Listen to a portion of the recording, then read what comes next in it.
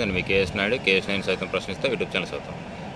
గతంలో ఇప్పుడు అధికారంలో రాకముందు పవన్ కళ్యాణ్ గారు నా తల్లిని బాధ పెట్టారు అని చెప్పి టీడీపీ మీద విరుచుకుపడినటువంటి సందర్భాలు ఉన్నాయి. అవునా? సరే, ఇప్పుడు ఎందుకు చెప్తున్నానంటే, ఆ రోజు టీడీపీలో ఇలాంటి పనులు చేసినటువంటి వాళ్ళని వదిలిపెట్టను, ఈవెందో లోకేష్ గారికి కూడా బహిరంగంగానే ఛాలెంజ్ చేశాడు, వదిలిపెట్టనని చాలా ఉగ్ర రూపంలో మాట్లాడాడు. మరి ఇప్పుడు భువనేశ్వరమ్మ మీద మాట్లాడిన దానికి లోకేష్ గారు క్షమించినప్పుడు, మరి పవన్ కళ్యాణ్ గారు తల్లి మీద మాట్లాడిన వాళ్ళని ఎందుకు క్షమిస్తున్నారు? అంటే ఇప్పుడు వాళ్ళ మీద కేసులు పెడతారా పెట్టరా? పెట్టకపోతే పవన్ కళ్యాణ్ గారు ఇచ్చిన స్టేట్మెంట్లో మీ విఘ్నతకు వదిలేస్తున్నారు, పెట్టారా అంటే అందరికీ న్యాయం. దీంతో పాటుగా వైసీపీలో ఉన్నటువంటి తల్లుల మీద కూడా, ఆడబిడ్డల మీద కూడా చాలామంది ట్రోల్ చేస్తున్నారు. వాళ్ళ మీద చర్యలు ఉండవా? చట్టం అనేది ప్రతి ఒక్కరికి సమానంగా ఉండాలి.